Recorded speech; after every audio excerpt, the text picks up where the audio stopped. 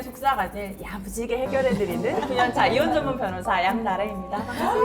반갑습니다. 이혼 사건만큼 이렇게 사람의 인생에서 크게 영향을 미치는 사건이 또 있을까? 사실 이혼 소송은 어쩔 수 없이 정말 진흙탕 싸움이에요. 가끔 그것에 대한 짜증을 내 편인 변호사한테 내기도 하거든요. 진짜요? 네, 열린 마음으로 여러분 오늘은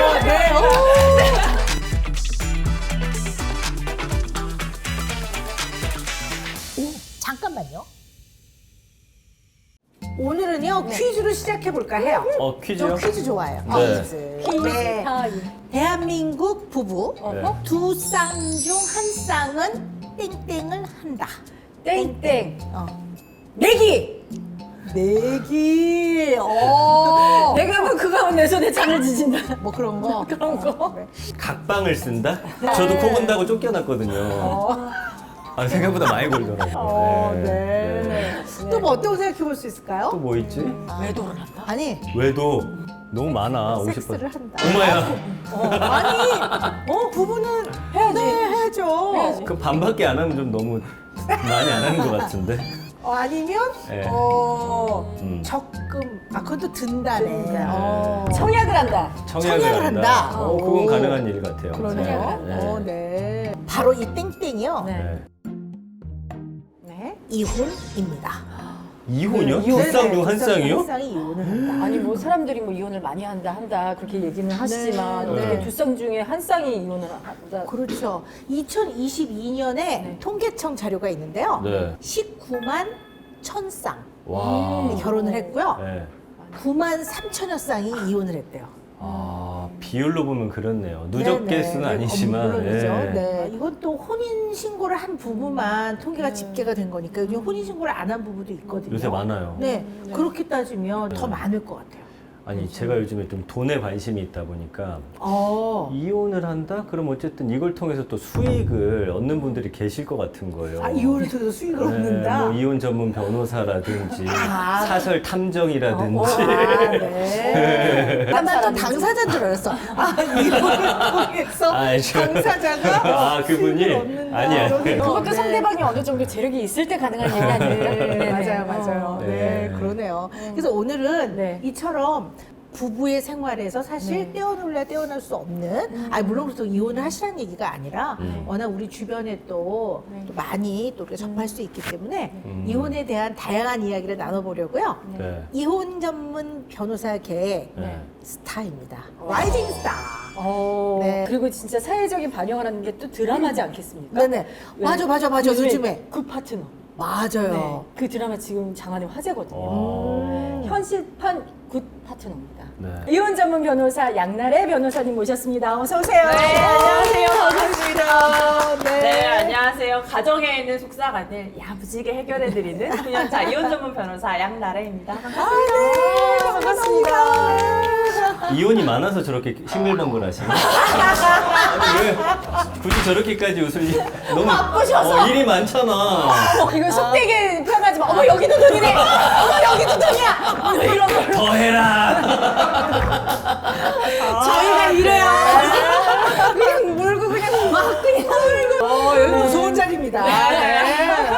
아니 근데 정말 양나래 변호사님 요즘에 1분 1초가 바쁘실 텐데 방송도 하시고 또 맞아요. 본업에도 네. 충실하시고 이렇게 바쁘실 텐데 어떻게 또 이렇게 운영 TV에 나와주셨어요? 제가 제 마음을 한껏 표현한 이 꽃다발 감기 왔거든요. 어머, 아무상해!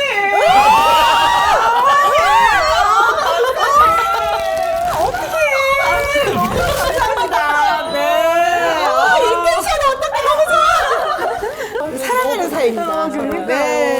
너무 감사합니다. 이러고 아니, 있습니다. 제가 네. 또 너무나 감사하게도 박사님을 두 번째 뵙는 거거든요. 오. 그 금쪽 상담소에서 이제 뵀었는데, 사실 그때 제가 처음으로 제 속 이야기를 정말 처음으로 한 거였거든요. 근데 그때 정말 진심으로 되게 위로를 얻었고, 그때 저한테 솔루션 주신 게 있었어요. 그 자기 효능감을 가지고 변호사로서 업무를 해야 된다. 근데 그게 정말 일하는 순간순간에 떠올라가지고 저한테 엄청 큰 도움이 됐거든요. 그래서 오늘 다시 뵙는다고 하니까 저 약간 좀 떨려가지고 두근두근 하는 마음이 왔어요. 네, 너무 반갑습니다. 감사합니다. 네. 너무 감사합니다. 진짜 바쁘신 거 아는데요. 아닙니다. 한 걸음에 네. 그리고 와주십사 했더니 너무나 흔쾌히 오케이 해주셔가지고요. 네, 그럼요. 너무 감사합니다. 네. 제가 아까 농담처럼 이제 사실 뭐 이혼 전문 변호사 돈 많이 버시겠다 했는데 이혼 전문 변호사가 되시는 네. 특별한 계기 같은 게 있어요. 사실 이걸 솔직하게 말씀드리자면 네. 제가 처음에 취업한 로펌에서 네. 그러니까 사건을 배당받거든요. 그러니까 그 어떤 사건을 양변히 해주세요 이렇게 딱 하는데 그때 90% 이상이 가사 사건이었어요. 이혼 사건. 왜냐하면 여자 변호사이다 보니까 의뢰인들하고 공감하거나 소통하는 데도 좋고 해가지고 사건을 많이 하게 됐거든요. 근데 네. 하다 보니까 나 이거 잘하는데 싶은 생각도 들었고 또 이혼 사건만큼 이렇게 사람의 인생에서 크게 영향을 미치는 사건이 또 있을까 하면서 되게 뿌듯함을 느끼기도 했거든요. 그래서 그때부터 아 나는 이 사건을 하는 게 나한테 맞구나 해가지고 하게 됐습니다. 그러면 지금까지 얼마나 또 많은 부부들을 상담해 주셨는지 궁금해요. 일단은 작년까지 기준으로 했을 때 총 2,000쌍 정도 부부를 만나서 이혼 소송에 관해서 상담도 하고 사건도 진행하고 이렇게 했거든요. 9년 동안 한 2,000쌍. 네. 1년에 한 200여 분을 만났다 이렇게 볼 수 있는 그렇죠. 네, 거네요. 이혼에 대해서 진지하게 이제 고민하시는 분들이. 네. 야. 그러면 2,000쌍 중에 한 실제로 이혼은 한 몇 쌍 정도가요? 근데 그거는 명확하게 할 수가 없는 게요. 사실 이혼 고민이라는 게 하루아침에 이혼해야지 하고 고민하기보다는 상담도 받고 좀 있다가 한 3, 4년 뒤에 갑자기 올라가서 이혼하시겠다고 하는 분도 있고 해가지고 상담 대비 몇 %가 무조건 이혼합니다. 이렇게 단순히 수치하기에는 조금 어려움이 있습니다. 그래서 제가 뭐 몇 건 이혼시켰어요 이런 말씀을 잘 안 드리는 이유가 소송하다가 중간에 취하기도 하고 협의하려고 하다가 다시 살기도 하고 해가지고 네. 와서 또 상담하고 마음을 또 고쳐먹기도 맞아요, 하고 맞아요. 그런 네. 경우가 많기 때문에 네. 근데 어쨌든 이혼 전문 변호사도 네. 결혼 생활의 행복함보다는 네. 상상을 못할 정도의 다양한 네. 사례 네. 근데 거기서 오는 갈등들 네. 또 스트레스, 아픔 이런 걸 네. 많이 들으시니까요. 네, 정말 쉽지 않으실 것 같아요.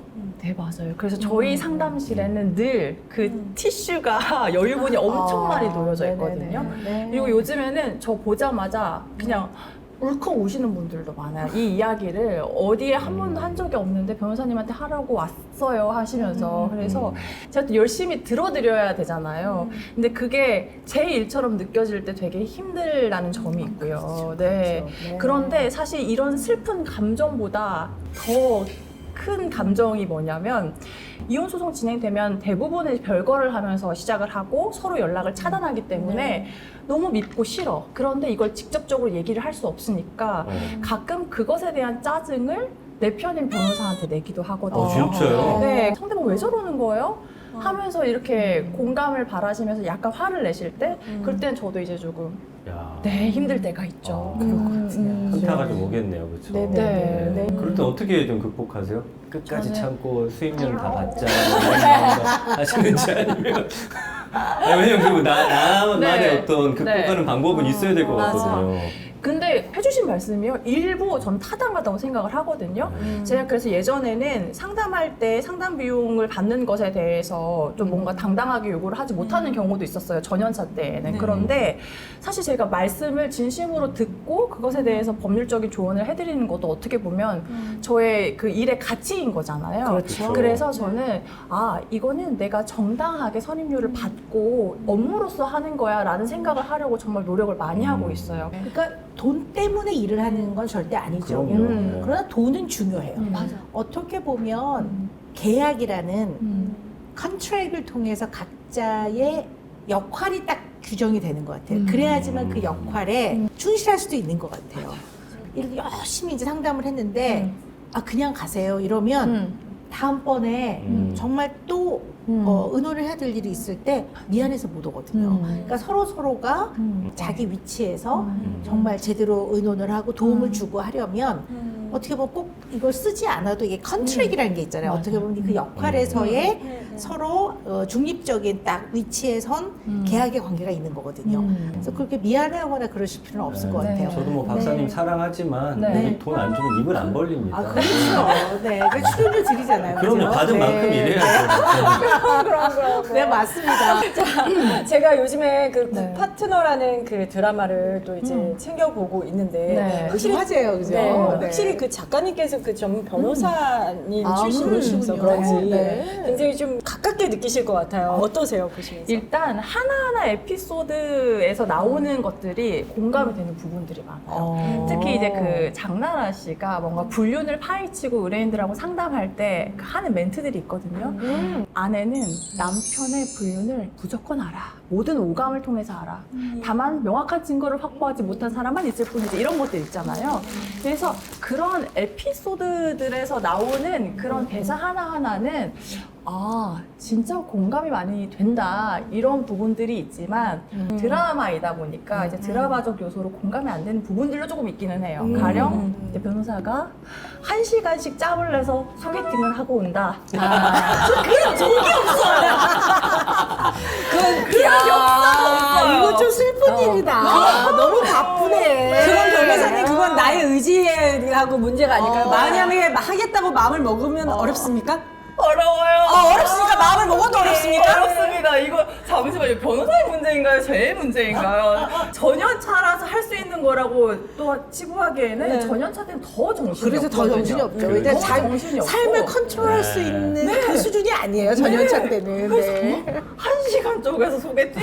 그랬다면 내가 지금 미혼일 리가 없는데 약간 이런 생각도 하게 되고 그렇군요. 또 뭐 이제 우리가 보통은 드라마에서 보는 재판 장면이나 이런 것들이 막 책상 위에 서면 막 이렇게 쌓여져 있고 막 기록 보고 이런 것들 있잖아요. 저희 책상은 깨끗하거든요. 왜냐하면 가사 사건 같은 경우에는 다 전자화되어 있기 때문에 서면을 종이를 이렇게 쌓아놓고 막 골목 끼고 보고 이러는 거는 저희 없습니다. 이제 이 골목 안 껴요? 그래서 형사 사건 할 때는 보냈지만 이 사건 자체가 이제 가사 사건, 이혼 사건을 하는 드라마잖아요. 저도 전연차 때에는 뭔가 이제 종이를 딱 들고 가서 했었는데 어느 순간부터 이제 중간에 바뀌기 시작하면서 상대방 변호사님이 딱 가방에서 노트북을 딱 꺼내 그럼 아 졌다. 나도 노트북 들고 왔었어야 되는데 약간 이렇게 바뀌었거든요. 네. 그래서 요즘엔 대부분 태블릿을 들고 가거나 노트북 같은 거 들고 가가지고 전자로 기록을 하게 하고 있습니다. 네. 나중에 제가 또 어떤 역할을 맡을지 모르지 않습니까? 아, 그렇죠. 잘 기억해뒀다가 생각하도록 하겠습니다. 네. 아니 근데 아직 네. 미혼이신데 뭐 눈이 너무 높을 수도 있고, 네. 그리고 또 많은 남성분이 네. 또 너무 능력도 있고 또 미모에 키도 모델처럼 훤칠하고 그러니까 이게 또 그러면 또 약간 대시하기가 또 조금 어려울 수도 있고 뭐 여러 가지 이유가 있을 수도 있는데요. 전 진짜 궁금한 게 네. 너무 이 결혼 생활에 좋은 거보다는 네. 갈등과 문제 상황들을 보니까 징글징글하다. 약간 그런 마음도 좀 들 수도 있을 것 같은데 그런 게 아직 미혼인데 영향을 좀 주나요? 자 일단 제가 이제 이렇게 많은 분들이 또 보실 테니까 공개적으로 한마디 해도 될까요? 네네. 아, 네. 저는 눈이 높지 않습니다, 여러분. 열린 마음으로 여러분 모델을 네. 네. 밑에 자막으로 네, 한번 띄워주세요. 나를 그래서 열린 마음으로 여러분과 함께 준비가 되어 있다.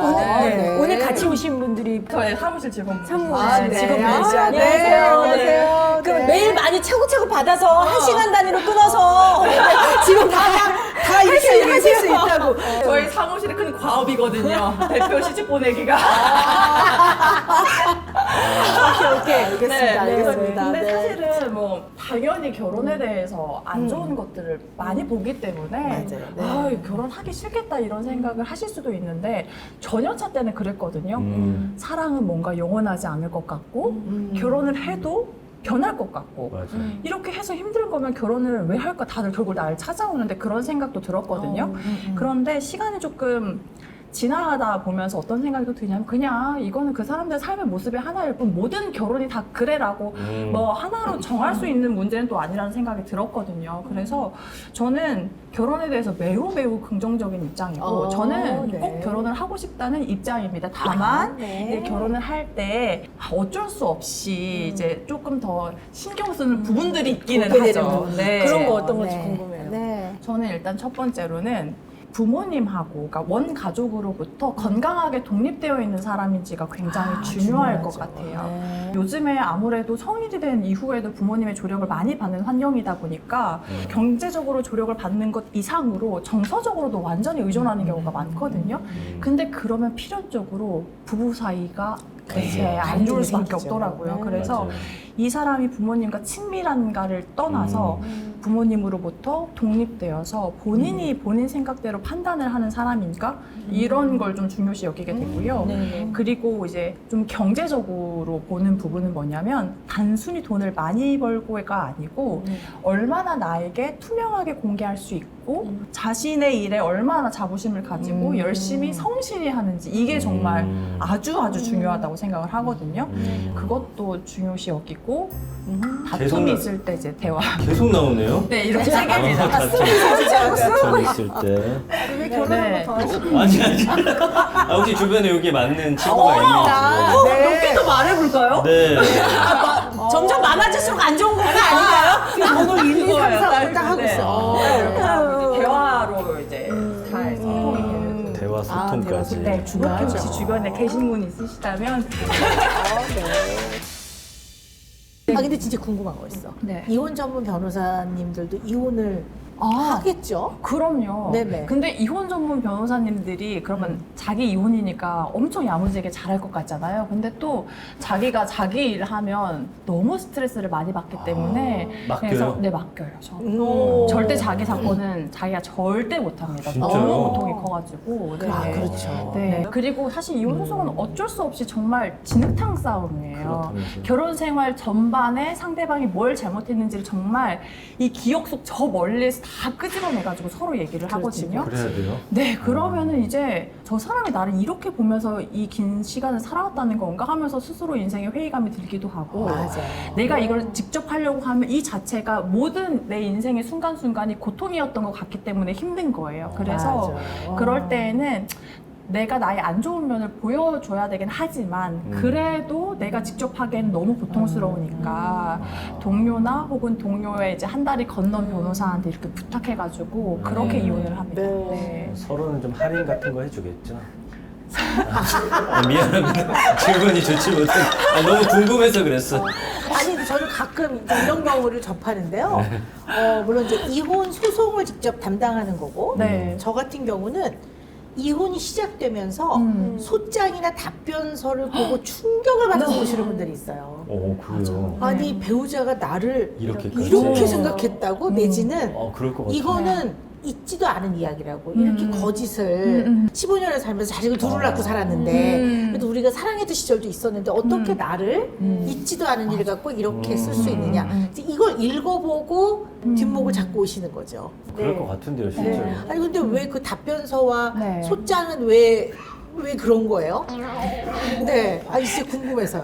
일단 상대방의 유책을 주장해야 되기 때문에 뭐냐면 똑같은 사실관계가 있어도 우리한테 좀 더 유리한 것만 작성하는 거예요. 가령 내가 진짜로 배우자를 밀치긴 했어요. 근데 밀치게 된 경위가 내 남편이 내가 아기를 안고 있는데 너 진짜 가만 안 둘 거야 하면서 뭔가 물건을 들고 위협하는 듯한 액션을 취했어요. 그러니까 내가 아기를 보호하려고 왜 저래 미친 거 아니야? 절로 가 하면서 밀었는데 남편이 넘어진 거예요. 그렇다면 사실 인과관계는 남편이 위협했기 때문에 밀었던 거잖아요. 그런데 남편은 그걸 소송에서 주장할 때에는 아내가 나를 밀쳐서 넘어지는 바람에 여기가 전치사주. 네, 골절이 생기고 했다.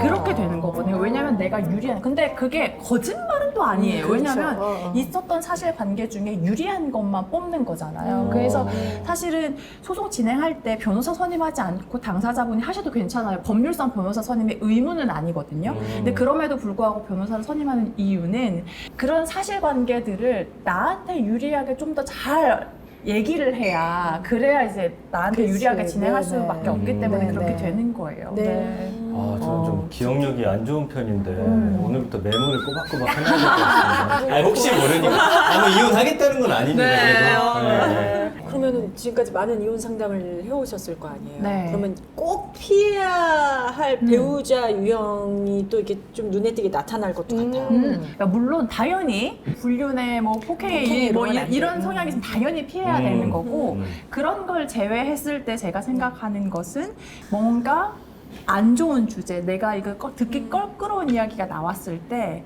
꺼내놓고 얘기하기가 싫으니까 회피하는 유형들이 있어요. 네. 그러니까 가령 뭐냐면 내가 뭐 집을 이사 가야 돼가지고 뭐 전세 대출 이런 거 받아서 돈이 부족해. 그럼 우리가 어떻게 돈을 마련할지 꺼내놓고 얘기를 해야 되는데 아, 돈 얘기하는 거 싫은데 아, 나중에 얘기해. 그냥 하지 마. 이렇게 되어버리면 묻어놓고 있으면 해결이 안 되잖아요. 그렇죠. 그러면 일반 배우자는 이게 해결이 안 되니까 미칠 노릇이거든요. 근데 또 신기한 게 뭐냐면 이게 문제가 돼서 이혼을 결심하잖아요. 그러면 이혼 소송하는 것도 진짜 너무 힘들어요. 소장을 안 받고 계속 도망 다니는 거예요. 근데 소장을 계속 안 받으면 어떻게 돼요? 오히려 송달을 안 받으면 우리 원고 승소가 되거든요. 피고가 소장을 안 아, 받으면 진짜요? 그러면 계속 도망 다닐 때까지 도망 다니다가 이때쯤은 받아야 돼. 안 그러면 공시송달이 될 것 같다. 이러면 그래 딱 그제서야. 받아요. 그럼 받고 나서 아무런 내용도 하지 않고 또 2, 3개월 있는 거예요. 그러면 또 그 자백한 것처럼 돼가지고 무변론 판결이라고 선고가 잡히거든요. 그러면 또 그제서야 답변서를 내는 거예요. 왜냐하면 이게 피하고 싶은 거니까 이 껄끄러운 상황을. 듣기만 해도 속이 탁탁하다. 네. 그렇게 되면 소송이 다른 분들은 그래도 길다고 해도 1년에서 1년 반인데 막 2년 반 이렇게 넘어가는 경우가 있거든요. 이혼 소송 그렇게 길어요? 네. 그럼 이제 사실 그 과정에서 너무나 심리적인 고통은 서로 말할 것도 없지만 어쨌든 진행이 돼서 매듭이 젖어야 그 다음 삶으로 가는데 이것이 맞아요. 이러지도 못하고 지지부진 이렇게 지내는 거가 너무 힘들겠네요. 맞아요. 네. 저도 이제 연애를 했을 때 네. 이제 재밌다. 그리고 연애 웃을 재밌다. 제가 회피형 사람을 만나본 적이 있었어요. 롱디였는데 일주일 전까지만 해도 막 영상 통화하고 나 너무 보고 싶다 나래야 막 이렇게 했었는데 갑자기 일주일 뒤에 연락 두절이 된 거예요. 제가 아무리 전화를 해도 받지를 않으니까 저는 무슨 일이 생긴 줄 알았거든요. 그래서 2, 3일 애타다가 혹시나 해서 제 친구 번호로 전화를 했는데 받는 거예요. 왜 이렇게 하는 거야? 라고 했더니 그러니까 저랑 헤어지고 싶은데 헤어지자는 말은 명확히 좀 껄끄러우니까 못하겠고 그러니까 막 도망다닌 거예요. 그래서 제가 그때 너무나 정말 큰 배신감을 느꼈었거든요. 그런데 또 반면에 어떤 경우도 있었냐면 너무 제가 차인 이야기만 하는 것 같은데 만난 지 얼마 안 됐는데 그래서 저 사귀자고 했으면 책임을 져야지. 한 달도 안 만났는데 갑자기 헤어지자고 하는 거야. 너무 속상하잖아요. 근데 정말 장문의 메시지로 자기가 왜 이런 결정을 했는지, 자기가 어떤 마음으로 사귀자고 했는데 사귄 이후에는 어떤 감정이 들었고 그래서 이런 선택을 할 수밖에 없었는데 너무 미안하다 이런 내용으로 자기의 생각을 정말 길게 적어 보내줬거든요. 근데 그 당시에는 너무 좀 배신감이 들고 화가 났거든요. 근데 시간이 지나면 지날수록 저는 오히려 이 후자의 사람이 되게 고마운 거예요. 어찌되었든 이 사람이 자기의 생각을 그렇게 명확히 전달해 줌으로써 저는 이유를 아니까 이게 정리가 되더라고요. 근데 이게 저의 이런 경험이 이혼 소송할 때도 조금 나타나더라고요. 왜냐면 그러니까 배우자는 어찌됐든 막 잡으려고 하고 나는 이혼을 하고 싶어 하는 분들이 배우자한테 내 마음을 명확히 설명하지 않으려고 하는 경우가 있거든요. 왜냐면 이런 것도 뭐하러 말해 그냥 소장 날리면 되지 이러는데 다 끝나는 마당에. 당사자도 관계를 정리할 시간이 필요하잖아요. 그렇죠. 그래서 저는 반드시 무조건 이게 소장 날리면 능사가 아니고 진지하게 대화를 통해서 생각을 얘기해라. 그게 상대방에 대한 배려고 예의다 이런 말을 하거든요. 그래서 저의 이런 경험을 통해서도 그렇고 이런 회피형은 당사자를 상대방을 너무 힘들게 하기 때문에 피해야 된다고 생각을 합니다. 네. 근데 어쨌든 이혼이라는 거는 결혼 생활에 뒤따르는 거잖아요. 맞아요. 네. 이게 이제 결혼 문화라고도 얘기할 수가 있는데 이게 컬처잖아요. 그렇죠. 이게 이제 시대에 따라 조금씩 바뀌거든요. 네. 이혼도 약간 변화가 있을 것 같아요. 예전과 지금이. 요즘에는 신혼 이혼이 진짜 많아지고 있는 것 같아요. 신혼 이혼이 결혼한 지 이게 4년 차까지를 신혼 이혼이라고 하거든요. 그런데 예전에는 당연히 우리가 서로 남이었던 사람이 만나면 다른 부분도 있고 그러니까 맞춰가는 과정이라고 생각을 했잖아요. 근데 요즘에는 나도 한 번 사는 건데 이렇게 안 맞는 걸 굳이 내가 맞추기 위해서 노력을 해야 되나? 조금 이렇게 빠르게 결혼 생활을 정리하는 경향이 분명히 있는 것 같아요. 그래서 사실 저한테 상담 받으러 오시는 분들 제가 설득해서 돌려보내는 경우도 있거든요.